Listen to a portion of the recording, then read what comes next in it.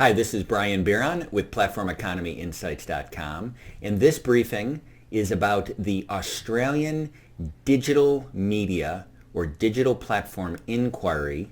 This is a review and set of legislative and regulatory recommendations coming from an agency in Australia called the ACCC, or the Australian Competition and Consumer Commission.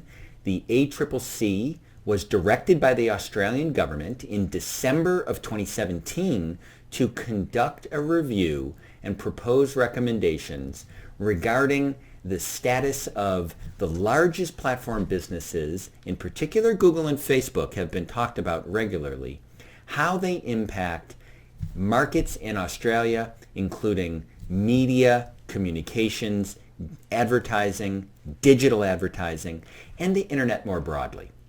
So this is an ongoing investigation that began in December of 2017.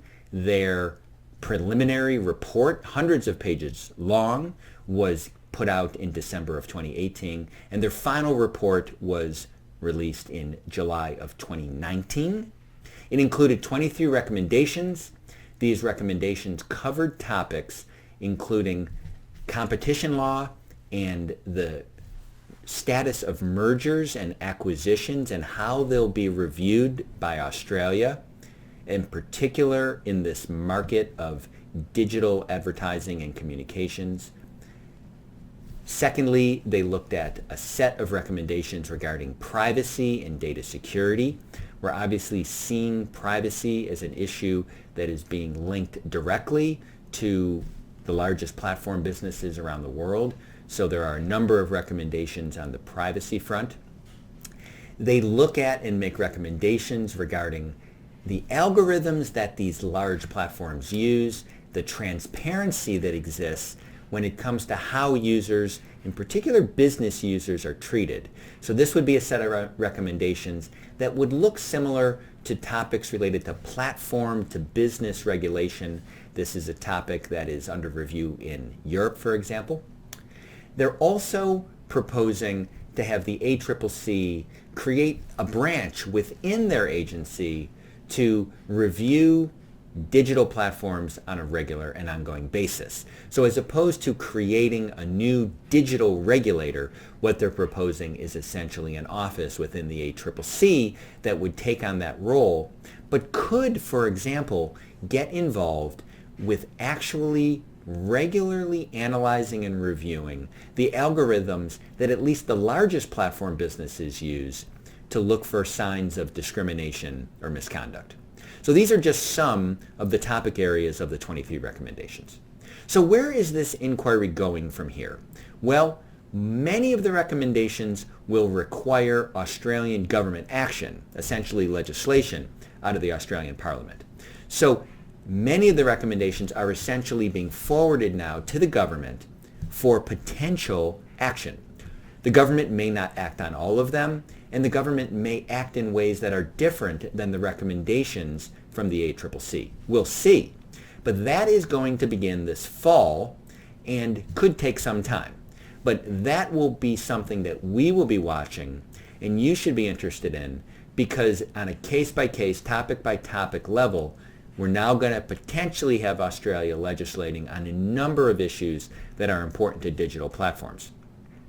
Secondly, we're going to see potential regulatory action. So some of the recommendations may not require the Australian Parliament to act and may be instituted through other regulatory means by the ACCC or other potential regulators. We'll be following that as well. Now, the lead government officials that you probably want to learn their names and keep a bit of an eye on. One would be the Prime Minister of Australia. He's, of course, the head of the government, Scott Morrison. He's worth noting because he has been willing to be quite aggressive in how he talks about and thinks about, apparently, the largest platforms. So, for example, he made a lot of news after the June G20 government leaders meeting in Osaka, Japan, when he came back and talked about how aggressively he believed that the largest platforms need to be on cracking down on abhorrent user content posted on digital media sites. Now, this was just weeks after the horrible Christchurch massacre in New Zealand, which was broadcast on various social media outlets, both live and after the fact. Australia has a law that was recently enacted that would impose up to even criminal penalties on the business executives of social media platforms that don't take very prompt and aggressive action to crack down on abhorrent user content. Now, his comments after Osaka, Japan's G20 meeting was that not only was he advocating other country leaders to take similar action, but that he received very positive feedback on this very aggressive law. So he has shown a willingness to be pretty aggressive when it comes to the largest digital platforms. And so the expectation is that he will be quite aligned with many of the recommendations made by the ACCC. Another name to keep in mind is Rod Sims. He's the chairman of the ACCC, and he likewise has been very forthright in the authority that Australia has and the responsibility that the Australian government has to change law and regulation relating to these giant digital platforms because of the effect that he sees them having on the digital media marketplace and media more broadly, as well as the internet. So Rod Sims recently gave a speech in Melbourne, Australia, where the highlight coming out of the speech was that if Google and Facebook don't want to follow the laws that we're going to enact, they can leave Australia. Now, of course, in many ways that might sound like the government leader version of clickbait, and there's obviously a lot behind that, but it is worth noting that Australia has been willing to be quite aggressive and be in the vanguard and even act alone on internet policy when they see fit. This goes back years.